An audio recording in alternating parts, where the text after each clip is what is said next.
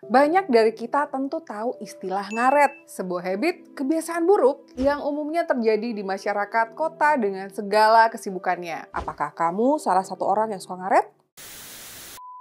Welcome to All In with me, Olin. Kata ngaret sendiri berasal dari kata karet yang bersifat elastis dan mudah direnggangkan, dalam hal ini, waktu. Orang yang suka ngaret artinya orang yang suka merenggangkan waktu alias datang terlambat dan bikin kesal orang-orang yang terbiasa tepat waktu. Kebiasaan itu seringkali dianggap sebagai hal yang lumrah karena melihat sekeliling kita kerap melakukan hal yang sama. Bahkan seolah-olah sudah menjadi sistem yang disepakati dan tertanam di dalam alam bawah sadar. Istilah ngaret muncul berbarengan dengan membudayanya bahasa prokem atau bahasa gaul sejak 1970 dan semakin kuat hingga pasca reformasi. Era di mana budaya pop begitu pesat berkembang sejalan dengan dibukanya pintu kebudayaan barat oleh rezim Orde Baru. Istilah ngaret yang semula digunakan sebagai ejekan atau sindiran, kian lama malah menjadi pembenaran yang diamini bersama. Belum ada memang sumber akurat yang pasti tentang kapan munculnya pertama kali istilah ngaret. Namun, beberapa sumber sejarah lisan mengatakan bahwa ngaret dipergunakan sebagai istilah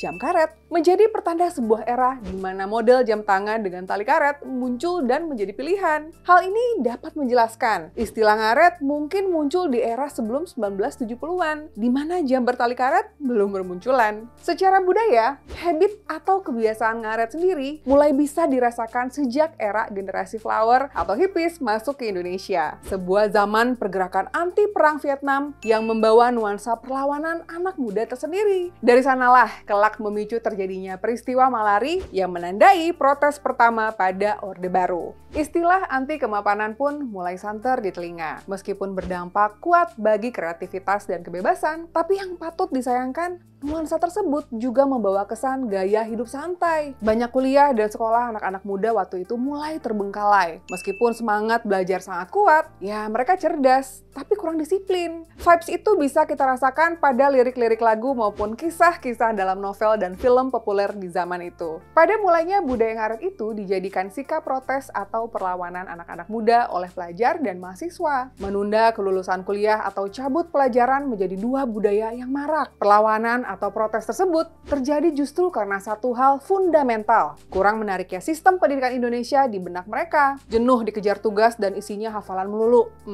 Relate banget ya sampai sekarang. Mirisnya seiring waktu berjalan, para orang tua, oknum pengajar, pejabat, hingga aparat ikut-ikutan budaya ngaret. Bukannya dijadikan introspeksi, kaum tua malah terbawa arus. Film Chips Warkop DKI, tahu dong, Dono Kasino Indro, mungkin bisa sedikit menggambarkan fenomena tersebut pada waktu itu. Budaya ngaret dan juga bolos di tangan orang tua menjadi semacam kesewenangan, semacam kebodohan yang jauh dari kata teladan. Well, secara psikologis, sikap ngaret juga terbentuk karena gejala prokrastinasi dan kecemasan. Energi negatif akibat kesehatan mental yang kurang terjaga secara otomatis menimbulkan sikap-sikap negatif pula. Menunda, malas, cemas, takut tertanam dalam benak. Overthinking dan overwhelmed, istilah zaman sekarangnya lah ya. Alih-alih ngegampangin dan gak mau pusing, sikap ngaret justru bikin seseorang tersebut tambah stres loh. Untuk memperbaiki energi negatif menjadi positif, saran gue nih ya, coba deh terapkan gaya hidup sehat dan pola pikir mindfulness ya. Eat well and sleep well. Jangan main-main dengan pola makan dan jam tidur teratur. Itu sih kalau mau sukses dan gak ngaret tentunya. Karena hal ini yang justru jadi fondasi ketenangan jiwa dan kesehatan mental.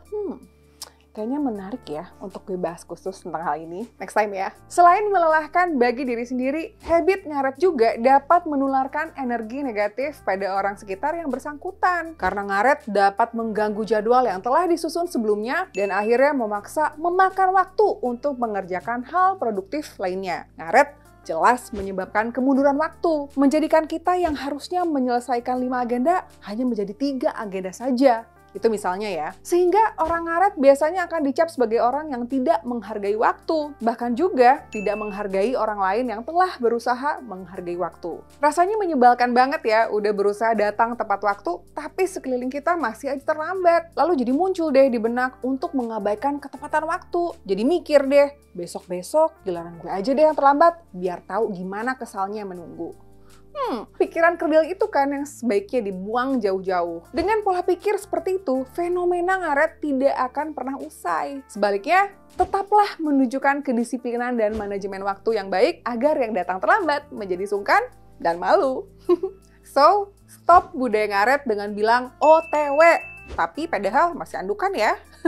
Apalagi ngadain janji dengan menyebut insya Allah, tapi malah ingkar. Pikirkanlah orang yang menunggu kedatanganmu, ketepatan janjimu, dan nama Tuhan loh yang kamu bawa seharusnya sebagai doa itu. Malah terkesan kamu pakai untuk menyepelekan orang loh. Bangsa yang besar adalah bangsa yang menghargai sejarah, baik itu sejarah masa lalu, masa kini, dan masa depan bersama. Bisa dimulai dari mana? Dari menghargai waktu. Oke?